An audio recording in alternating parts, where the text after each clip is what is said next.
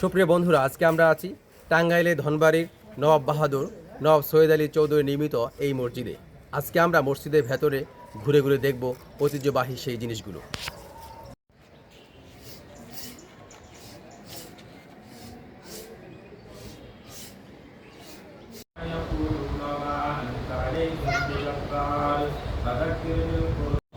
এই মসজিদটা নির্মাণ করা হয়েছে 1300 সালের শেষে, 1300 সালের শেষ 1400 দিকে, সালের শুরুতে। শুরু দিক থেকে। আচ্ছা, হ্যাঁ, এখন এই মসজিদ পর্যবেক্ষণের জন্য কিভাবে পরিচালনা করে? কমিটি আছে নাকি নবাব পরিবারের নওয়াব সদস্যরা? পরিবারের সদস্যরা যারা আছে ওনারাই পরিচালনা করে।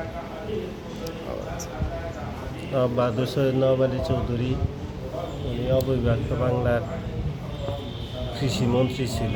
কৃষিমন্ত্রী ছিলেন, অবিভক্ত বাংলা কৃষিমন্ত্রী ছিলেন। আচ্ছা, উনি ঢাকা ইউনিভার্সিটির অন্যতম প্রতিষ্ঠাতাদের মধ্যে একজন।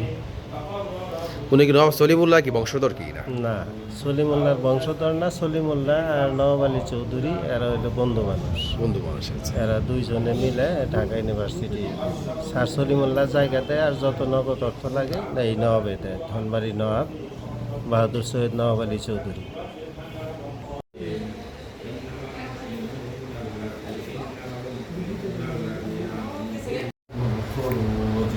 إنا نحن نحيي ونميت إنا نحن نحيي ونميت وإلينا المصير يوم تشقق الأرض.